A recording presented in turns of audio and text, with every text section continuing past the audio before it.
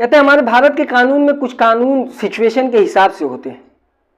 अगर आपके पास बंदूक है और आप अपनी बंदूक से किसी को गोली मारते हैं तो आपको 302 का मुकदमा झेलना पड़ेगा और उम्र कैद भी हो सकती है। लेकिन अगर आपके पास गाड़ी है और आप अपनी गाड़ी से किसी को ठोक देते हैं, उसकी जान चली जाती है, तो आप जल्द ही बेल पा जाएंगे और आपको बहुत ही कम सज़ा मिलेगी। ये बात मैं इसलिए कह रहा हूँ कि आज की कहानी में भी कुछ इसी तरीके से। ये कहानी दिल्ली के करीब हरियाणा के पानीपत की है। हरियाणा के पानीपत के इलाके में एक विनोद नाम का लड़का था जो कि एक कंप्यूटर शॉप चलाता था, कंप्यूटर स्टोर था। उसकी दुकान अच्छी चलती थी, घर से कुछ ही दूरी पर उसकी दुकान थी। वो रोज़ रूटीन के हिसाब से वो सुबह जाता, दुकान खोलता और शाम को बंद करके वो अपने घर वापस आता। लेकिन घर वापस आते वक्त विनोद एक जगह रुकता था रोड के करीब, जहाँ पर वो कुछ देर रुकने के बाद बातचीत करता अपने दोस्तों से, फिर वो वहाँ से घर आ जाता था। लेकिन 5 अक्टूबर 2016 को कुछ ऐसा होता है कि विनोद दुकान बंद करता है और दुकान बंद करने के बाद जब अपने घर की तरफ आता है तो उस रास्ते में एक जगह रुकता है। उसी बीच एक ट्रक जो कि लगातार विनोद की तरफ बढ़ता है और सामने से विनोद को टक्कर मार देता है। विनोद ट्रक के नीचे आ जाता है। ट्रक के नीचे आने के बाद लोगों को लगता है कि विनोद की जान चली गई, लेकिन जब उसे ट्रक गुजरने के बाद उठाया जाता है तो पता ये चलता है कि विनोद की टांगें टूट चुकी है। उसे हॉस्पिटल लेकर जाया जाता है। हॉस्पिटल में फिर प्लास्टर लगता है और विनोद की जान बच जाती है। लेकिन इस बीच ट्रक का जो नंबर होता है वो नंबर वहाँ की पब्लिक नोट कर लेती है और उसके बाद विनोद के जो चचा होते हैं वो थाने जाते हैं और उस ट्रक ड्राइवर के खिलाफ केस दर्ज कराते हैं और पुलिस उस ट्रक ड्राइवर को गिरफ्तार कर लेती है। ट्रक ड्राइवर का नाम होता है देव कुमार, जो कि उस ट्रक को उस वक्त चला रहा था जिस वक्त विनोद को उस ट्रक से उड़ाया गया था। देव कुमार जेल जाता है। उसके बाद कुछ दिन बाद, लगभग 10 से 12 दिन बाद उसकी बेल हो जाती है और वो जेल से बाहर आ जाता है। वक्त गुजरता है, केस उसका अदालत में चलता रहता है। लेकिन इसी बीच देव कुमार विनोद के घर आता है माफ़ी मांगने के लिए कि उस वक्त उससे जो भी हुआ वो एक गलती थी। इस वजह से वो विनोद के घर माफ़ी मांगने आता है और वो विनोद के घर में जब दाखिल होता है, कुछ ही देर के बाद वहाँ की जो आवाम होती है, वहाँ की पब्लिक को बंदूक से गोली चलने की आवाज़ सुनाई देती है। जब वो उस आवाज़ की तरफ दौड़ते हैं तो देखते हैं कि देव कुमार विनोद के घर से निकलकर भाग रहा है और जब अंदर जाते हैं तो देखते हैं कि विनोद की लाश सामने ज़मीन पे पड़ी हुई है, जिसके सिर में एक गोली मारी गई और एक बदन पर गोली मारी गई। पब्लिक देव कुमार को पकड़ती है और पकड़ने के बाद फिर पुलिस को कॉल करती है, पुलिस आती है, पुलिस के हवाले करती है। अब देव कुमार के ऊपर एक मर्डर का चार्ज लग चुका था, 302 का मुकदमा दर्ज होता है और ये तहरीर किया जाता है कि विनोद कुमार से माफ़ी मांगने के लिए देव कुमार उसके घर गया। उसकी आपसी लड़ाई हुई और लड़ाई में देव कुमार ने अपनी पिस्टल निकाली और विनोद को गोली मार दिया। इस तरह से इस केस को दर्ज किया गया और केस अदालत में चल रहा था। वक्त गुजरता है, ये मामला साल 2021 का था। उसके बाद अब वक्त धीरे धीरे गुजरता है, अदालत में केस चलता रहता है। वक्त आ जाता है अब साल 2024 का।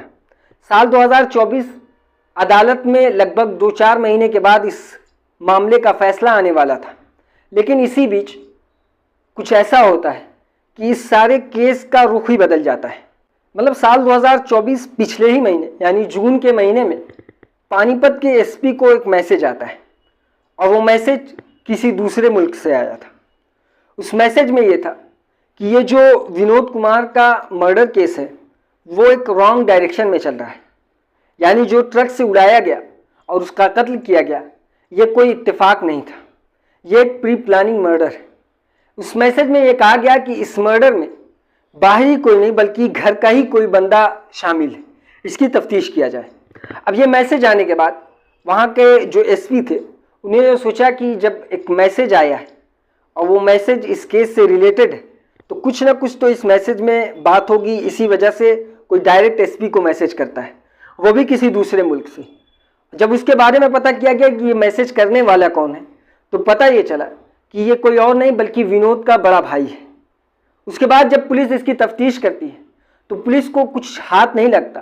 पुलिस ये सोचती है कि शायद बड़े भाई होने के नाते उसको गम हो और उसको एक दूसरे पे शक हो, इस वजह से वो ये कर सकता है। लेकिन मामला कुछ आगे बढ़ता है। पुलिस उस वक्त साल 2021 में उन सभी के मोबाइल डिटेल्स को निकालती है जो इस केस में किसी भी डायरेक्ट या इनडायरेक्ट तरह से मुलविस हो, यानी किसी का रिलेशन इस केस से हो, जिस किसी का भी, उसका मोबाइल ट्रैक करने लगे, यानी उसके मोबाइल की सारी जानकारी बाहर निकालने की कोशिश करने लगे। इन्हीं कॉल डिटेल्स में एक नंबर और जांच पे लगाया जाता है, देव कुमार का। देव कुमार का जब नंबर जांच पे लगाया जाता है तो उससे कुछ डिटेल सामने आती है, और वो डिटेल ये होती है कि जिस दिन विनोद का मर्डर हुआ था उस दिन इस नंबर से एक व्यक्ति से बात होती है, और वो बात कुछ समय के लिए नहीं बल्कि एक लंबे समय के लिए वक्त वक्त पे बात की गई है इस नंबर से उस नंबर के लिए। और वो नंबर एक जिम ट्रेनर का है जिसका नाम सुमित है। सुमित का नंबर देव कुमार के पास, और कॉल वाले दिन, जिस दिन ये कॉल ज़्यादा हुई उसी दिन विनोद का मर्डर होता है।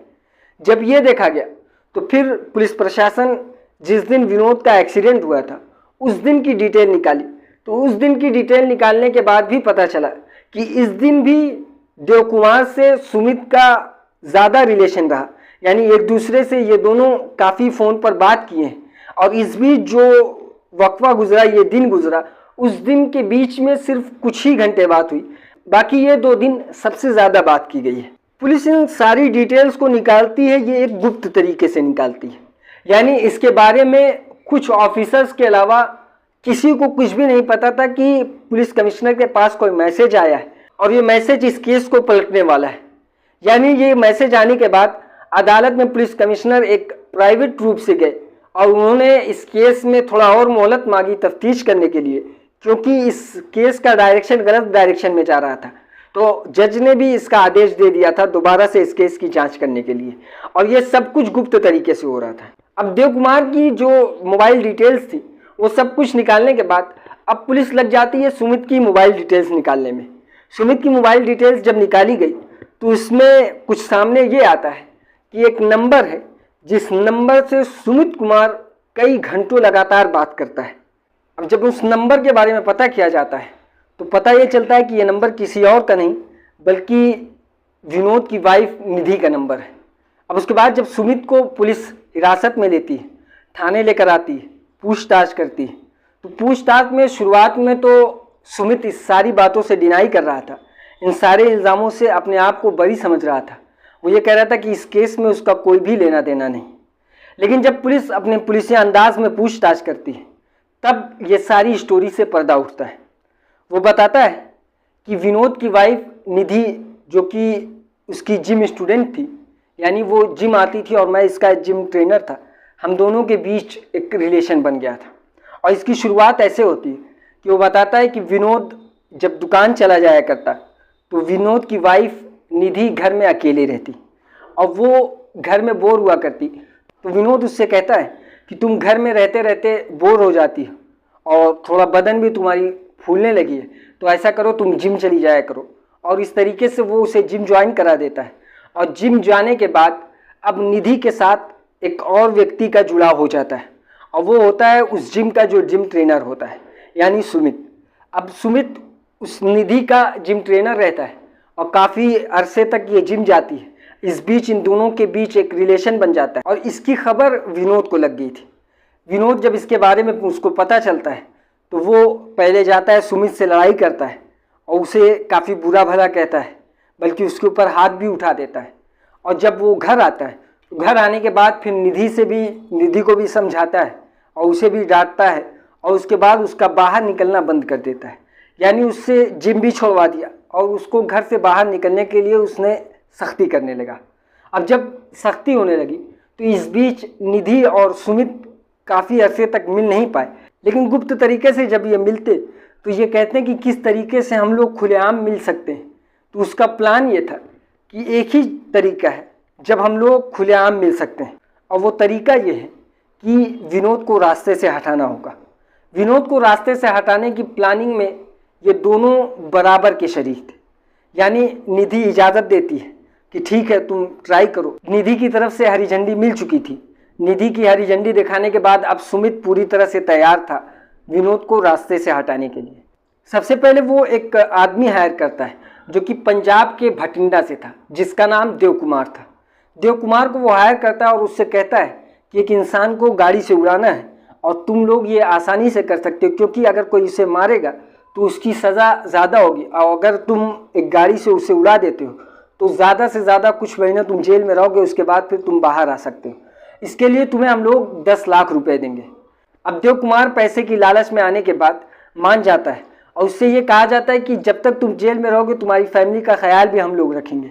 इसलिए अब देव कुमार इस बात से राज़ी हो जाता है, लेकिन वो कहता है कि किस गाड़ी से मैं उड़ाऊँ, क्योंकि उसके पास गाड़ी भी नहीं थी।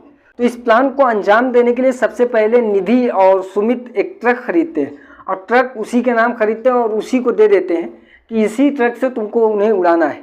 अब ये बात जब उसे समझ में आ जाती है फिर वो ट्रक लेता है, और जब विनोद अपनी दुकान बंद करके उस रास्ते से वापस आ रहा था, इसी बीच देव कुमार अपने ट्रक से आगे बढ़ता है और सामने से विनोद कुमार को उड़ा देता है, जबकि उसमें उसकी जान नहीं जाती, वो बच जाता है। अब बचने के बाद वक्त गुजरता है, इनका प्लान फेल हो चुका था और जेल में देव कुमार जा चुका था। जब जेल से वापस देव कुमार आया तो उससे फिर कहा गया कि ऐसा करो कि ये जो गाड़ी से उड़ाने वाला प्लान था इसे वहीं रखो, क्योंकि वो पहले से सुपारी भी 10 लाख की दे चुके थे। तो अब कुछ ऐसा तुम्हें करना है कि उसकी जान तुम्हें लेना ही लेना है। अब इस बात पे देव कुमार राज़ी हो चुका था, क्योंकि वो पहले से 10 लाख रुपया ले चुका था। अब उसके बाद फिर देव कुमार जाता है और माफ़ी मांगने का बहाना बनाकर, उसका मेन मकसद असल में विनोद कुमार को मारना ही था। यानी वो जो केस बनाया गया कि माफ़ी मांगने गया और झगड़ा हो गया, उस वजह से उसने कत्ल किया, ये सब कुछ बात फर्जी थी। असल में उसका मेन मकसद विनोद कुमार को मारना ही था। जब वो घर में गया और उसके बाद डायरेक्ट जाते के साथ अभी वो बोल ही रहा था, बोलते ही बोलते वो घर में दाखिल हुआ और एक गोली उसके सर में मारा, दूसरी गोली उसके पेट में, और मारने के बाद फिर वहाँ से फरार होने लगा। इस बीच जो प्लान में शामिल निधि, उसकी विनोद की बीवी थी, उसका काम ये था कि वो उसी कमरे में रहेगी ताकि किसी का शक दूर दूर तक वहाँ तक ना पहुँच पाए। और वो उसी कमरे में थी। उसका प्लान ये था कि जब ये भागने लगेगा तो शोर मचाना है, ताकि ये किसी को महसूस ना हो कि ये शोर क्यों नहीं मचाया गया। जब एक व्यक्ति घर में दाखिल होता है, वो कत्ल करता है और कोई शोर भी नहीं मचाता, तो डायरेक्ट शक उसके ऊपर जा सकता था। इस वजह से निधि को शोर जो मचाना था वो कुछ देर बाद मचाना था, और एक्साइटमेंट में निधि कुछ देर पहले ही वो शोर मचा देती है। इसी बीच जिस वक्त देव घर से बाहर भाग रहा था, पब्लिक को पहले से पता चल गया कि कोई घर से बाहर भाग रहा है। उसी बीच देव कुमार को पब्लिक पकड़ लेती है और देव कुमार वहाँ से पकड़ा जाता है। लेकिन इसके बावजूद ये मामला खुलकर सामने नहीं आता। मामला उसी केस पे चल रहा था जो कि आपसी झगड़े में एक व्यक्ति का कत्ल हो जाता है। अब उसके बाद फिर पिछले ही महीने सुमित को गिरफ्तार किया गया था। सुमित को गिरफ्तार करने के बाद अब निधि को गिरफ्तार कर लिया गया उसके घर जाकर, और इन दोनों पर अब एक अलग केस चल रहा है। यानी अब इस कत्ल के जो मेन कातिल हैं वो एक व्यक्ति नहीं बल्कि 3 व्यक्ति हैं। यानी प्लान बनाना और कत्ल करना, ये सारे काम इन तीनों ने मिलकर किया था। अच्छा, अब सामने बात ये आई कि वो मैसेज जो कमिश्नर को किया गया था विनोद के भाई के द्वारा, उसे कैसे पता चला कि इस कत्ल में घर का ही कोई बंदा शामिल है। उसकी वजह ये थी कि विनोद कुमार जब इस जिम वाले मामले को, यानी उसकी बीवी के साथ जो मामला हुआ था कि उसका अफेयर उस जिम ट्रेनर के साथ चला था, ये बात विनोद कुमार अपने भाई से बता चुका था। यानी अपने बड़े भाई को ये बात वो बता चुका था। और इस बीच जब विनोद कुमार का मर्डर हो जाता है, उस बीच विनोद कुमार के भाई के जो दोस्त थे उन्होंने बताया कि विनोद के मर्डर के बाद अब निधि का कुछ आना जाना सुमित के साथ ज़्यादा हो गया है। यानी अब उसका रिलेशन सुमित के साथ कुछ ज़्यादा होने लगा है। ये खबर जैसे ही उसके भाई को पता चलती है, उसका भाई का दिमाग काम करने लगता है कि इस मामले में कोई घर का ही भेदी लंका ढाया है। यानी कोई घर का ही कातिल है जो इस सारे मर्डर को अंजाम दिया है। यानी उसका दिमाग ये कहता था कि 2 महीने के अंदर एक व्यक्ति को ट्रक से उड़ाया गया, उसकी जान नहीं गई, तो दोबारा वही ट्रक ड्राइवर उसे गोली मार देता है और केस कुछ इस तरीके से बनाया जाता है कि आपसी झगड़े में ये कत्ल हो गया। यानी वो बात करने गया, वो माफ़ी मांगने गया, उसी बीच हाथापाई हुआ, उसमें ये गोली चल गई। जबकि ये बात उसके भाई को हजम नहीं हो रही थी शुरू से।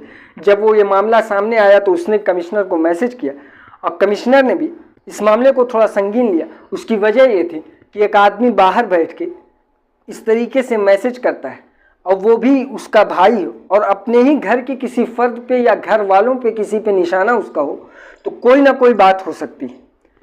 इस तरीके से इस कहानी को सॉल्व किया गया। पिछले ही महीने इस मामले का खुलासा हुआ जून में, और अब इसका एक अलग से केस चलेगा और इसमें फैसला जब आता है उस वक्त हम आपके संज्ञान में इस केस को ज़रूर लेके आएंगे। आप देखते रहिए इसी तरीके की हमारी वीडियो को और हमारे चैनल को सब्सक्राइब करें, इस वीडियो को लाइक करें और बेल आइकॉन को दबाना ना भूलें।